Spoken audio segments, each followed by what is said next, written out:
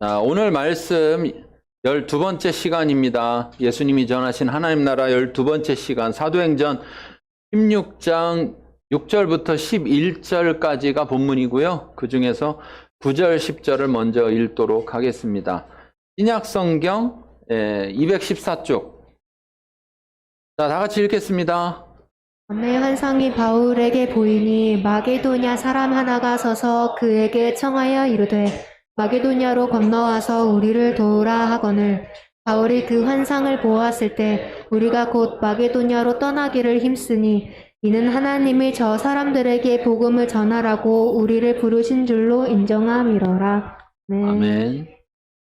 오늘 이 본문을 통해서 하나님 나라를 기대하고 시도하라, 이런 제목으로 같이 말씀을 나눌 텐데요.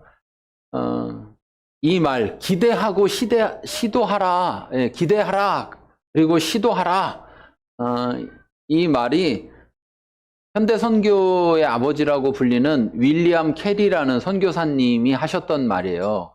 그분이 이런 얘기를 했어요. 하나님으로부터 위대한 것들을 기대하라. 그리고 하나님을 위해 위대한 것들을 시도하라. 네. 1700년대에 전 세계의 기독교는 유럽 중심의 기독교였는데, 이 유럽 중심의 기독교는 그렇게 선교에 중점적이지 않은 기독교였습니다. 그러니까 이제 중세 시대에 카톨릭들이 자신들의 세를 확장하기 위해서 막 여기저기에 다니면서 복음을 전했던 것은 사실 어떻게 보면 무역의 확장에 따라서 그냥 다니면서 함께 정치적인 것과 함께 이렇게 된 거라면, 개신교에서 개신교 자체에서 선교라는 것이 그렇게 중점이지 않았어요. 그런 이유 중에 하나는 뭐였냐면은 그 당시에 칼빈주의가 굉장히 팽배한 주도적인 이런 신앙의 관점들이었는데, 그 신앙의 관점에서 어떤 이유 때문에 그러냐면은 저도 예전에 처음 그 신앙생활을 막 할 때 순복음교회에서 신앙생활을 했는데, 그때 그런 얘기 많이 들었거든요. 무슨 얘기 많이 들었냐면은 교회 앞에 먼저 다니던 분들이 이런 얘기 하더라고요. 믿을 사람은 결국 믿게 돼 있다, 이런 얘기. 네.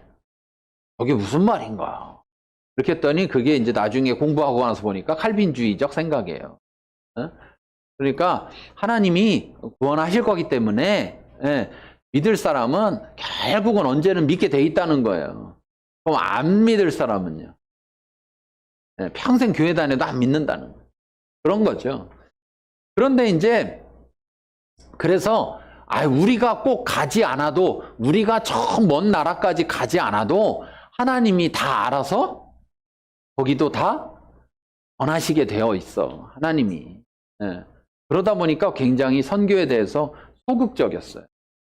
그런데 그 시대에 영국이 여러분 보통 이제 해양, 바다를 이렇게 지배하고 바다에 대한 그런 부분에서는 굉장히 영국이 옛날부터 뛰어난 나라잖아요. 근데 이제 영국에서 군인이었다가 이제 나중에 항해사가 된 사람이 있는데, 제임스 쿡이라는 사람이 있어요. 워낙 유명해요. 그래서 보통 이제 쿡 선장 이렇게 불리는데, 여러분들이 그냥 네이버에 쿡 선장 이렇게 치면은 이 사람이 탁 나옵니다. 선장 중에 쿡이 한 명이었겠습니까? 지금까지 역사상? 그렇잖아요. 이분도 1700년대의 분인데, 그럼 지금까지 얼마나 많은, 그러니까 영국에서 어떻게 보면은 가장 뛰어난 사람, 항해에 관한 가장 뛰어난 사람, 가장 큰 업적을 가진 사람, 그러면 바로 이 쿡 선장입니다. 제임스 쿡 선장. 이 사람이 보면은 오스트레일리아의 동부 지역에 최초로 동부 지역에 들어갔던 사람이고, 하와이를 제일 먼저 유럽에, 그러니까 오스트리아라는 것이 세계적으로 알려지고 유럽에 알려지게 된 게 이분을 통해서고, 하와이라는 섬도 이분을 통해서 알려지게 돼서 이분은 그 하와이를 하와이라고 안 부르고 당시에 샌드위치 아일랜드라고, 샌드위치 섬이라고 불렀는데, 샌드위치를 팔아서가 아니라 그 당시에 해군의 총책임자 이름이 샌드위치여가지고 그래서 그 사람의 이름을 따서 샌드위치 아일랜드라고 붙일 만큼 그렇게 이분을 통해서 유럽하고 여러분 지도상으로 이렇게 우리가 보면은요, 유럽에서 아메리카 대륙으로 가는 이쪽에 바다가 있잖아요. 그리고 아메리카 대륙에서 이쪽 아시아 쪽에 중간에 바다가 있잖아요. 우리가 있는 이 중간에 우리가 속한 바다 태평양이라고 하잖아요. 그렇죠? 저쪽은 뭐라 그래요? 대서양이라고 하잖아요. 그러니까 유럽 사람들은 대서양에만 익숙해 있는데 태평양이라는 것에 대해서 잘 모를 때 이 쿡 선장을 통해서 이 사람이 그 어려움을 겪으면서 바다를 다 돌아다녀 가지고 그래가지고 어떻게 했느냐? 태평양에 있는 섬들, 태평양이라는 곳을 정확하게 알리게 된 중요한 역할을 했고, 사실 이분이 가지는 못했는데 가장 근접하게 갔었던 것이 남극에 가장 근접하게 갔었습니다. 그 당시까지에서 봤을 때. 그럴 정도로 전 세계를 많이 다닌 3차에 걸쳐서 전 세계를 항해하고 이렇게 발견하고 지도를 만들고 이렇게 한 분이에요. 근데 그분이 중요한 게 그분이 쓴 책이 있는데 마지막 항해라는 책을 썼는데 이분이 이제 결국은 죽게 됐는데 본국으로 못 돌아가고 3차 때 죽게 됐는데 근데 이제 이분이 썼던 책 중에서 뭐가 있냐면 마지막 항해라는 책이 있는데 그 책에 이런 글귀가 있는 거예요. 아무도 그들에게 기독교를 전해주려고 하지 않습니다. 거기에는 명예도 유익도 뒤따르지 않기 때문이지요. 이런 글귀가 있었어요. 그러니까 다녀보니까 기독교를 알지 못하는 수많은 나라들을 만났을 거 아니에요. 그렇죠? 만났는데 만나는 곳마다 가보니까 자기는 어떤 자기 목적이 있어서 거길 가지만 그런데 거기에 기독교를 전하겠다고 가는 사람이 없는 거예요. 근데 왜 안 갈까라고 생각해 보니까 거기 가서 그 기독교를 전한다고 그래서 명예나 어떤 유익이 뒤따르지 않기 때문이다. 이 말을 해요. 근데 이 책에 이 말을 윌리엄 캐리라는 사람이 읽었어요. 그러고 충격을 받았어요. 이 당시에 윌리엄 캐리는 어떤 사람이냐? 구두수선공이었어요. 영국에서 구두수선하는 구두수선. 그런데 그가 하나님으로부터 부르심을 받으면서 그래서 선교회를 조직합니다. 해외 선교회를 조직해. 이 말에 도전을 받은 거예요. 그리고 어떤 말씀에 도전을 받았느냐?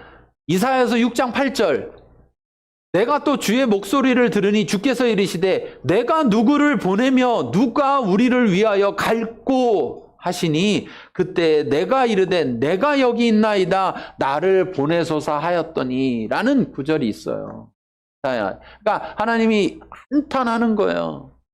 하나님의 백성 저들이 지금 잘못되고 있는데 저들에게 내가 누구를 보낼 걸까? 또 누가 나를 위해 우리를 위해서 갈 것인가? 하나님의 뜻을 전하기 위해서 그랬을 때 이사야가 그 하나님에게 내가 여기 있나이다. 나를 보내시옵소서. 이렇게 하는 장면에서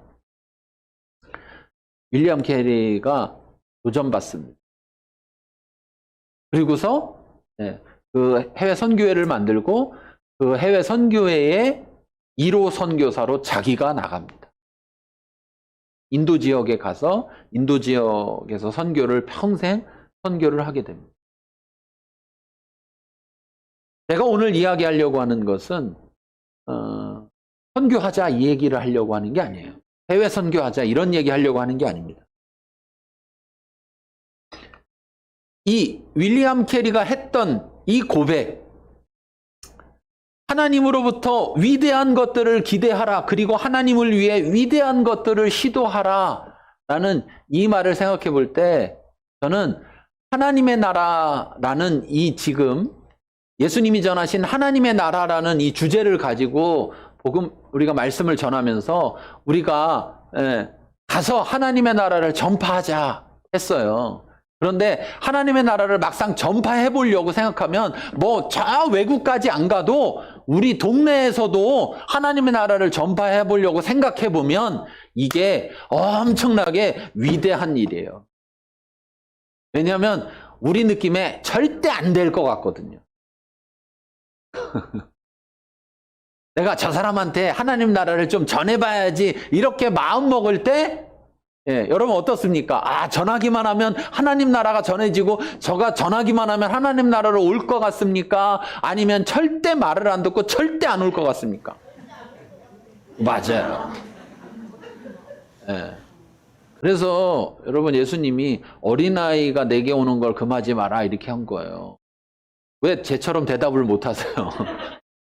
속마음에는 사실 그랬으면서 속마음에는 그랬으면서 하나님은 우리가 정직하게 순수하게 나오기를 원하시는 거예요. 하나님 앞에 믿음이 있어 보여야 되는데 뭐라고 말해야 되나? 아닙니다. 그래도 전화좀 될 것 같습니다. 이렇게 말해야 되나? 안 될 것 같습니다. 이렇게 말해야 되나? 안 될 것처럼 보여요. 네. 그러니까 너무나 큰 일, 내가 도저히 할 수 없는 일처럼 보여요. 그리고 실제 그렇습니다. 저 자신도 생각해 보면요, 저 자신이 기독교에 들어왔다는 거, 내가 하나님 믿는다는 거, 또 더군다나 제가 목사가 된다라는 거, 이런 것이 제 개인으로 생각해 보면은 굉장히 불가능한 얘기입니다. 제가 가진 기질적인 이런 갖고 태어난 거나 성품적이거나 뭐 이런 것을 봤을 때에 기독교라는 것에 들어올 만하지가 못해요. 왜 그러냐면은 기독교에 속한 사람들을 볼 때 마음에 안 들어요. 어릴 때부터 마음에 안 들었어요. 저는 되게 완벽주의적인 사람이고 저는 되게 도덕적인 사람이에요. 도덕적인 사람이라는 게 도덕적으로 제가 완전 무결하다는 얘기가 아니라 그냥 본질적으로 도덕적인 사람이에요. 도덕을 되게 지키려고 하는 사람이에요. 그렇기 때문에 흔히 말하면 세상에서 말할 때 악하다 소리보다는 선하다 소리를 들으면 들을까, 제가 살아간다면 주위에서 사람들이 볼 때 그런 사람이지. 그렇기 때문에 내가 도덕적인데 교회 다니는 사람들을 보니까 엄청나게 안 도덕적이야. 마음에 안 들어, 마음에 안 들어. 그래서 이게 기독교인이 된다는 것 자체가 굉장히 불가능한 일이에요. 그리고 제가 되게 완벽주의적인 사람이라서, 근데 보면 되게 안 완벽적인 사람들이 더 많아. 기독교인들 중에. 그래놓고 뻑하면 한다는 얘기가 하나님이 다 해준대. 아니, 자기도 뭘 하고 해야 되잖아. 근데 별거 안 해놓고서 자기도 막 최선을 다하고 자기가 뭔가 할 수 있는 모든 걸 하고서 하나님 앞에 구하는 게 아니고 그냥 뭐 대충 하고서 하나님이 해달라고 하고 뭐 그러는 걸 이렇게 보면 나는 저들과 함께하지 못할 사람이구나. 저들을 상종하면 안 될 사람이구나. 이렇게 느낄 사람이에요.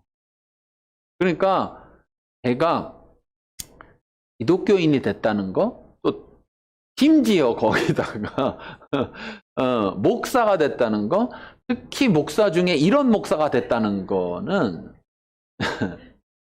제가 기독교인이 됐을 때에 예수님 만나기 전에 사울 같은 사람이었어요.